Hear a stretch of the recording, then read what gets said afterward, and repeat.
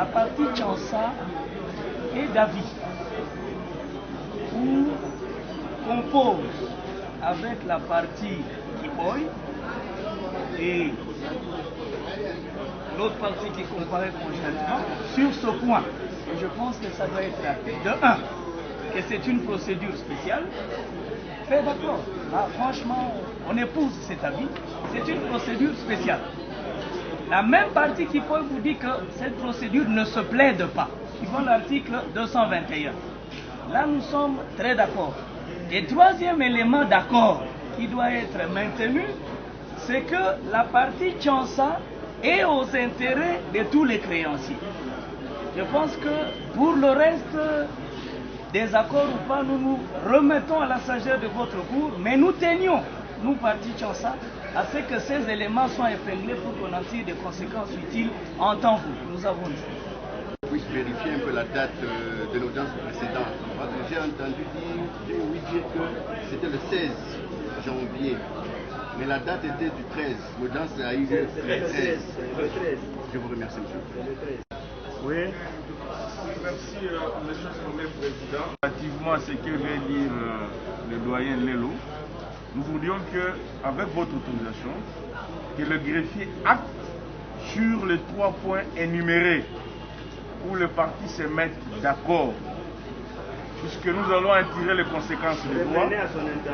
Voilà, nous disons que les parties s'accordent, 1, sur le fait que les syndics, qui est notre client, représentent tous les créanciers, notamment. En ce compris, la société qui vient de faire acter son intervention. Deuxième élément, monsieur le Premier Président, c'est qu'effectivement, cette matière, c'est une matière spéciale. Nous nous mettons également d'accord. Et le troisième élément, et sur en application de l'article 221 de l'acte uniforme relatif aux procédures collectives d'appurement, nous nous mettons également d'accord que ce dossier ne se plaide pas.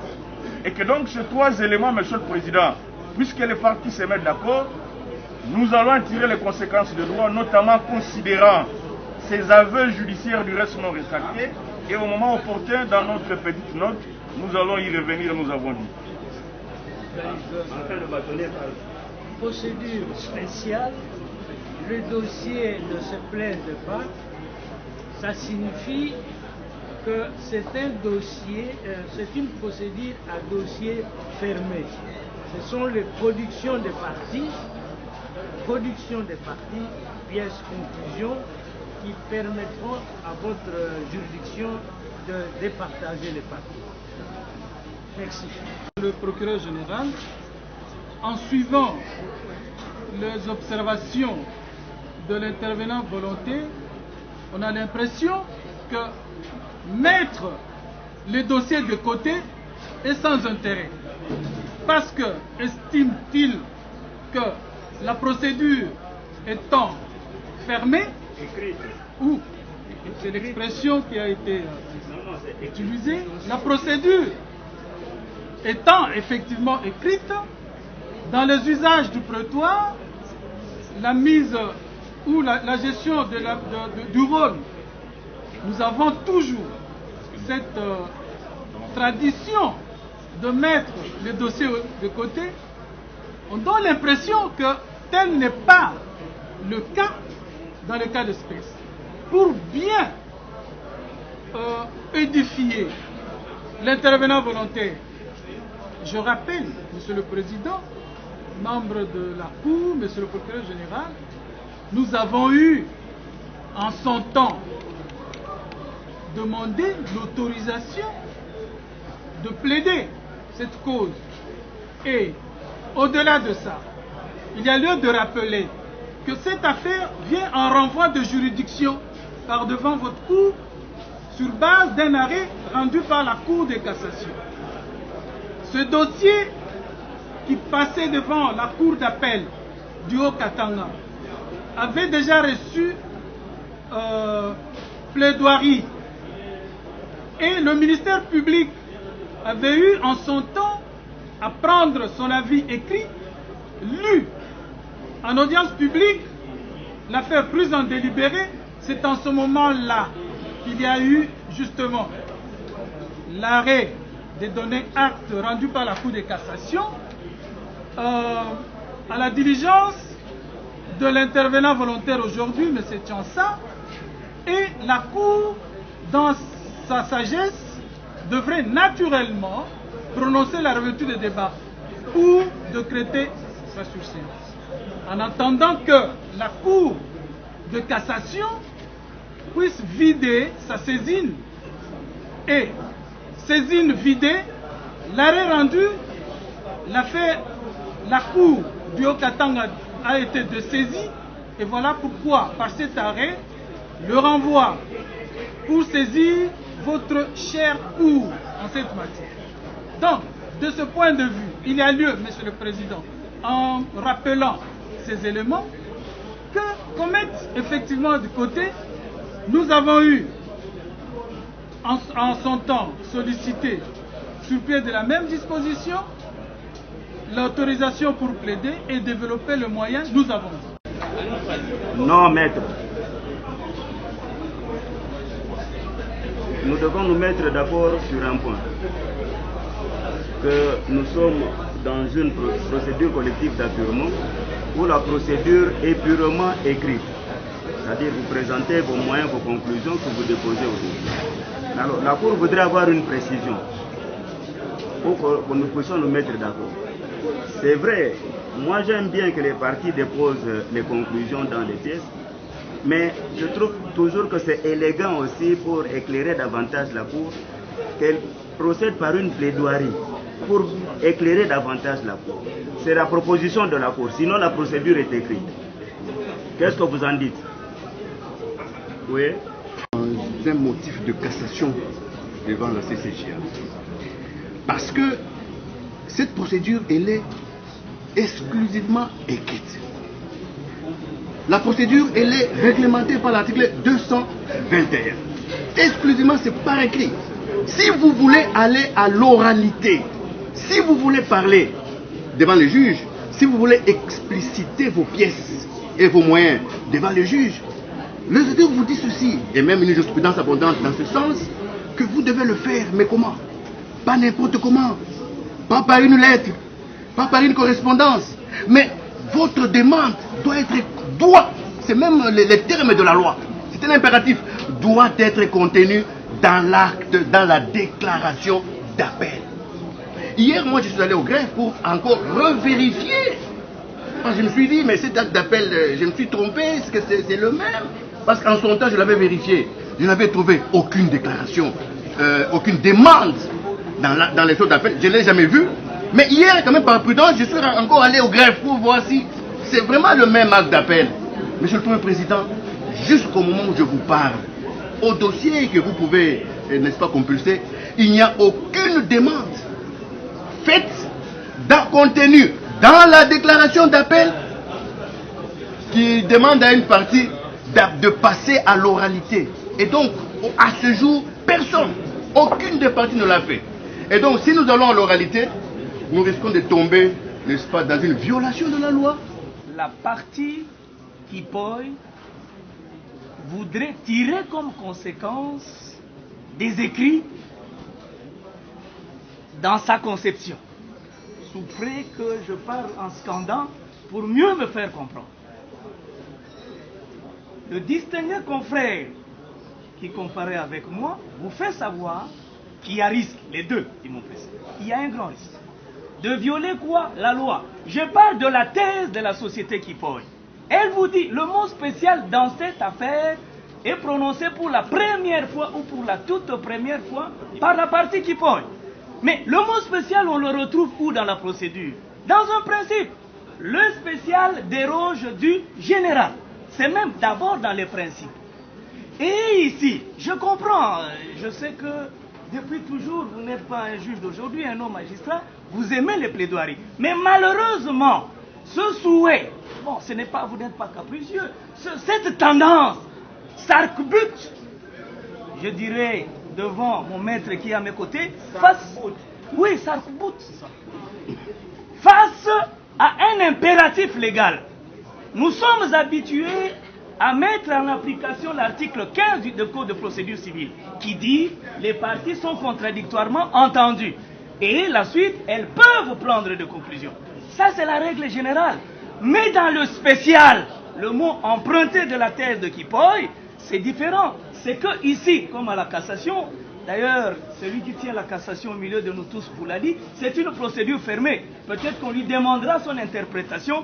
Bientôt vous y serez. Je pense qu'il sera là pour animer certaines conférences pour mettre à jour. Pour dire ceci, que je descends et je chute, en disant que dès lors que une règle de portée spéciale, en l'espèce l'article 221 de l'APUCAP, vous met un barrage en vous disant ne vous comportez plus suivant l'article 15 qui vous demande d'abord d'entendre avant les conclusions.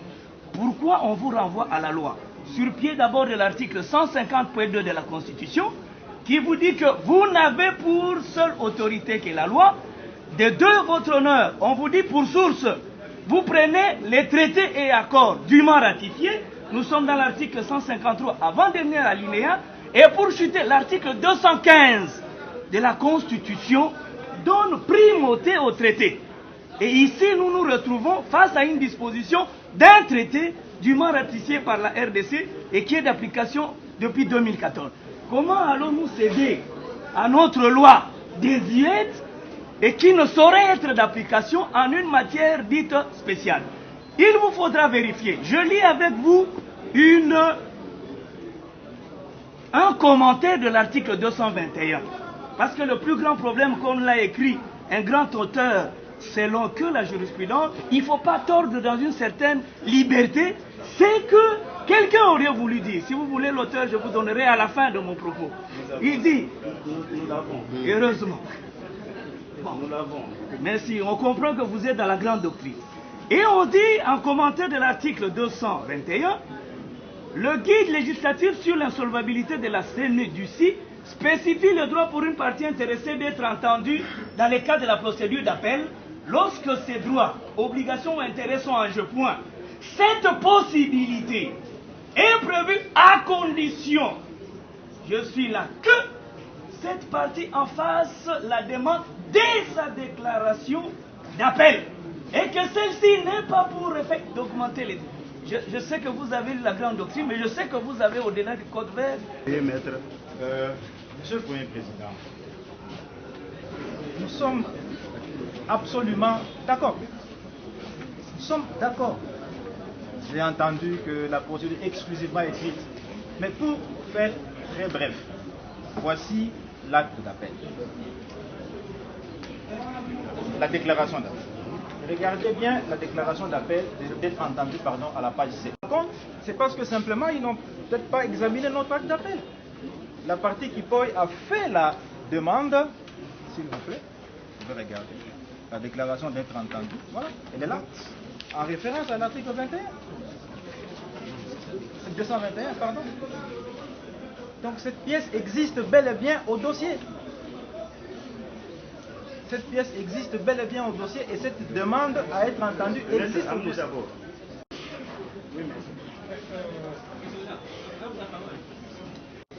Alors, comme le bâtonnier est là, il a préséance.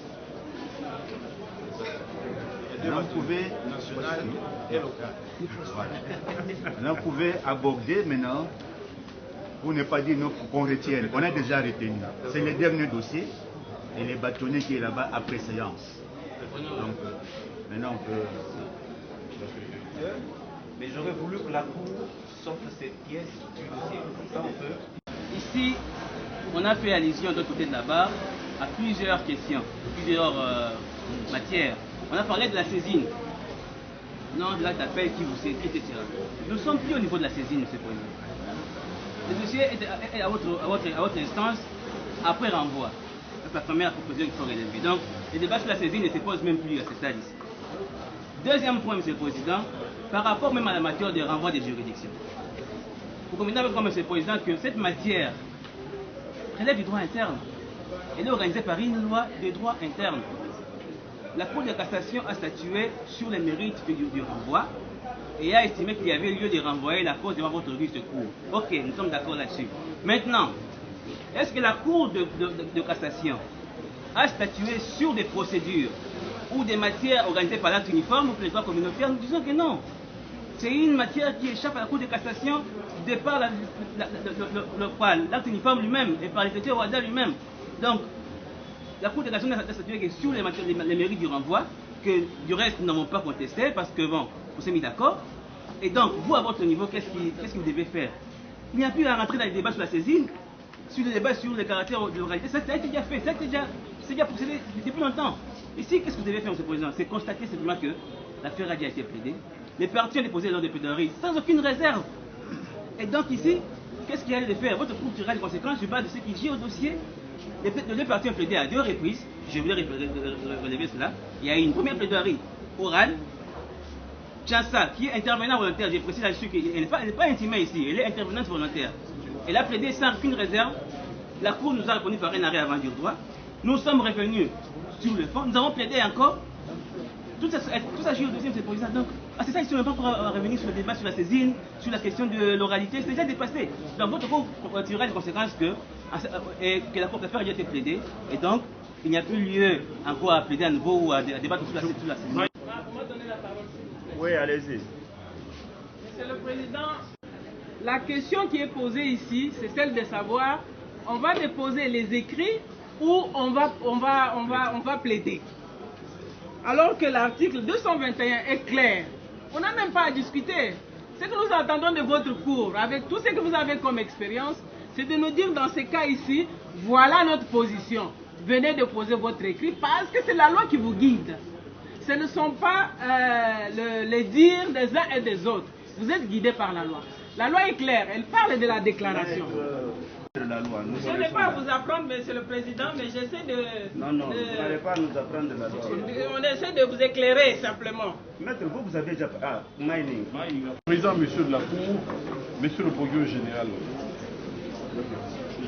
vraiment au regard de mon âge professionnel, je n'aime pas entendre des choses qui ne sont pas conformes à ce qui s'était réellement passé devant la Cour. Dans cette cause, il y a une partie appelante et il y a 2 intimés, notamment la Mining Contracting Service. La partie Chansa, qui anime tant les débats ici, qui nous tient tant en haleine, n'est qu'une partie intervenante.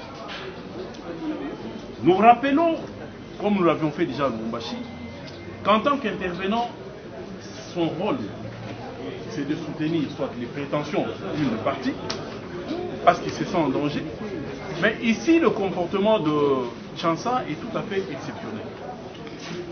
Ce qui me pousse à prendre la parole, c'est quoi?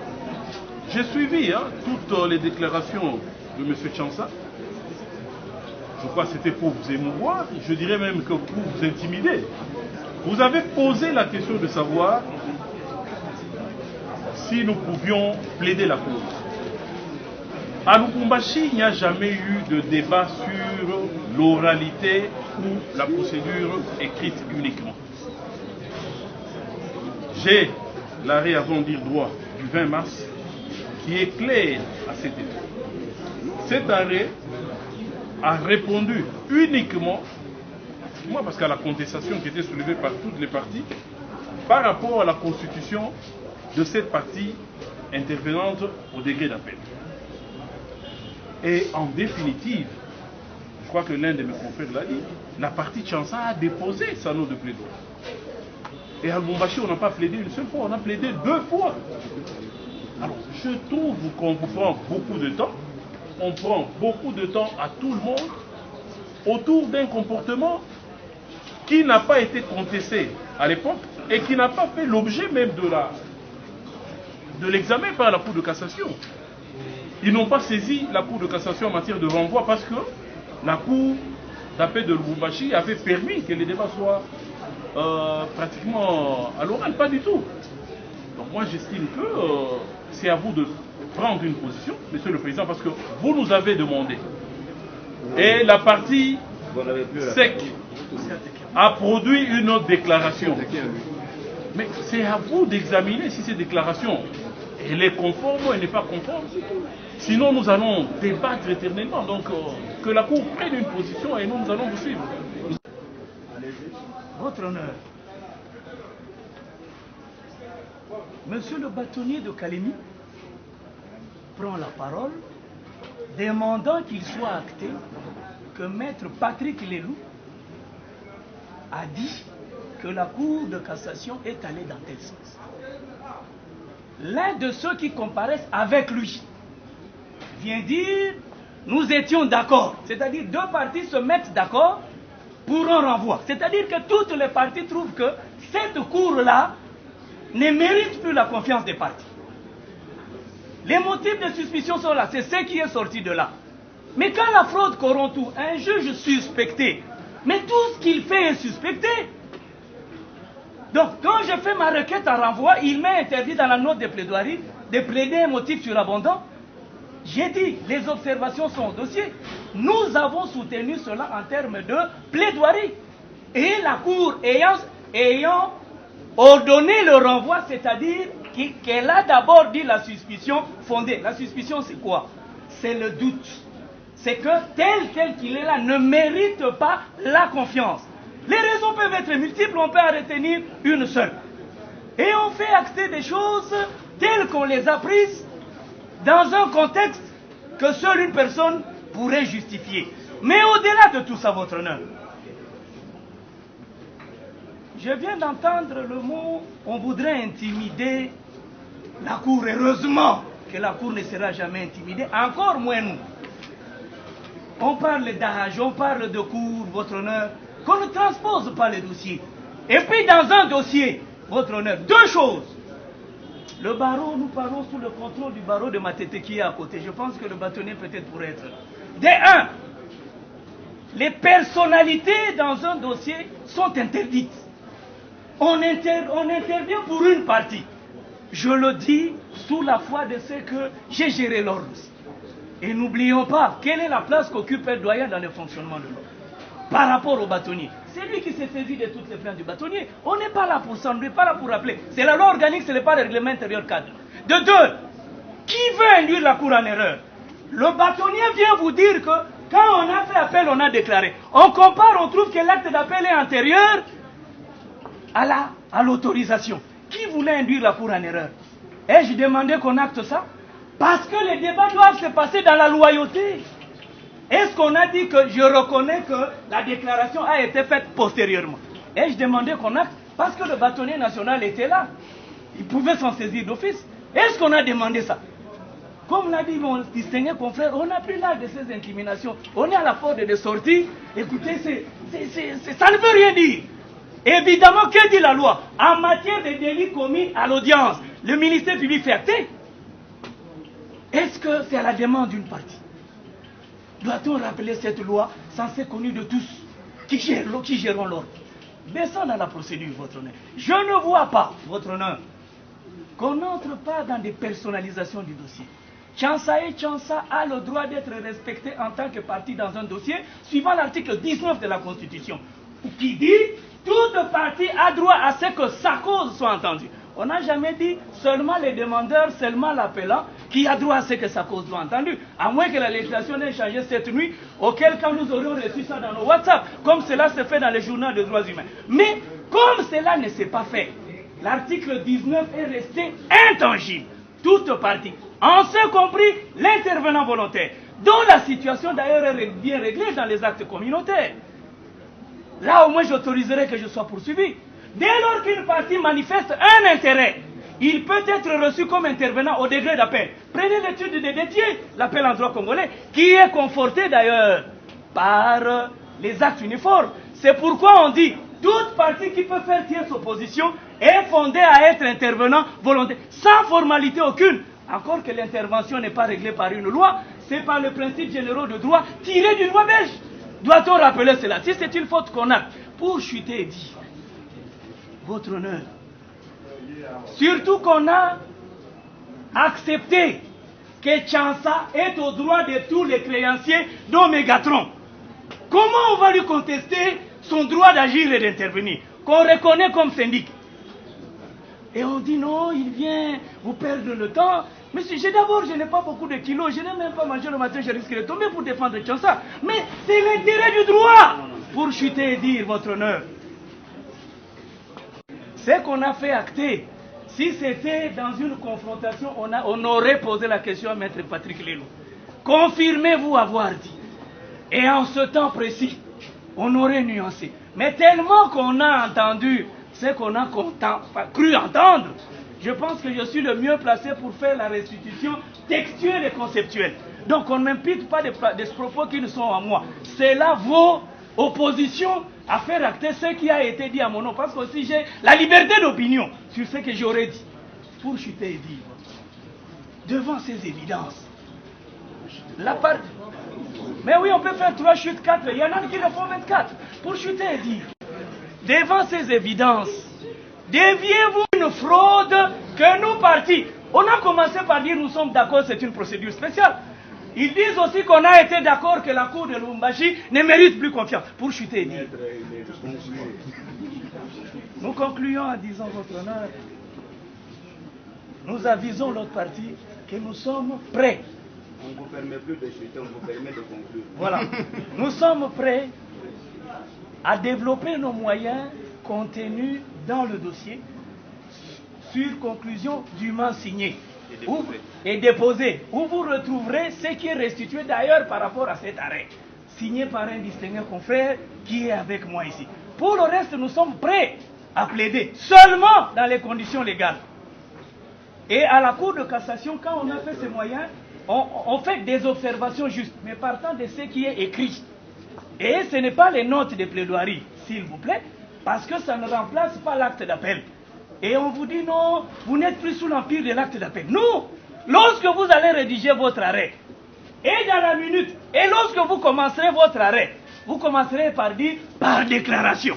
Donc vous êtes encore sous le régime de l'acte d'appel. Vous ne serez dessaisi que quand vous aurez produit ou prononcé votre décision définitive. Ce n'est pas, comme on nous l'a bien dit à cet âge, qu'on doit rappeler ces choses. Nous avons dit. Nous sommes saisis par l'arrêt de renvoi de la Cour de cassation, rendu en date du 30 juillet 2021. Je lis la position de la Cour qui a permis le renvoi de cette cause devant notre Cour, sans qu'il soit besoin de statuer sur tous les moyens articulés à l'appui de cette requête, et du reste non contredit par les parties adverses. La Cour de cassation statuera sur le moyen relatif au défaut d'indication dans la déclaration d'appel de la demande des parties intéressées à être entendues qu'elle trouve fondée. Relatif au défaut d'indication dans la déclaration d'appel de la demande des parties intéressées à être entendues qu'elle trouve fondée. En effet, elle note au terme de l'article 221 de l'acte uniforme relatif aux procédures collectives d'appurement du passif, en ce que la déclaration d'appel doit comporter obligatoirement la demande des parties intéressées qui veulent être entendues en appel, sinon l'appel est jugé sur pièce par la juridiction d'appel dans le délai de 30 jours à compter de la déclaration au greffe. Elle relève qu'en privant ainsi des parties du droit d'être entendues en appel, elles ne peuvent plus figurer dans l'instance d'appel pour se défendre dans cette matière, car l'examen de l'appel ne peut avoir pour effet de retarder la décision au-delà du délai prévu. Nous sommes tous d'accord, unanimes, que nous sommes en matière de procédure collective d'appurement du passif, que nous nous fondons sur l'article 221 qui demande que la procédure soit écrite. La Cour estime que vous avez déposé les pièces, c'est sur base de ces pièces qu'elle va statuer, et demande au ministère public de donner la lecture de son avis. Tout au long de ce débat, nous avons entendu les partis dire qu'ils sont tombés, ils ont marqué leur accord sur quelques points. Premièrement, toutes les parties étaient d'avis que la procédure était spéciale. Elle était écrite, elle était de la partie Tchansa représentait les intérêts de tous les créanciers tout au long de ce débat. Il a été relevé que les caractères secret, le caractère écrit de ces débats, de cette procédure, découle de l'article 227 de l'acte uniforme tel que 221. Monsieur le Premier Président, honorable de la Constitution, puisque nous sommes dans une procédure purement écrite, il est tout à fait normal que l'officier du service public puisse demander ses dossiers en communication pour donner son avis écrit qui risque d'être en contradiction avec l'avis que nous avons déjà émis dans cette procédure. Nous avons dit envoie le dossier en communication pour l'avis écrit du ministère public à être lu dans le délai. Même dans une semaine. Parce que c'est une procédure que j'ai suivie depuis longtemps. Je peux le faire dans une semaine. Dans une semaine. Même dans une semaine. Bon, si vous êtes rapide, tant mieux. Dans un mois, c'est ça.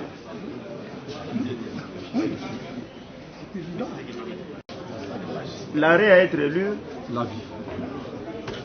l'avis à être lu le 23 mars. Plus tard.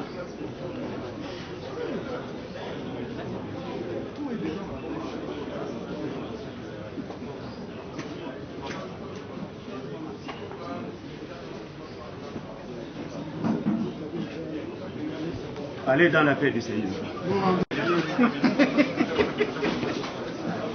Les autres avocats.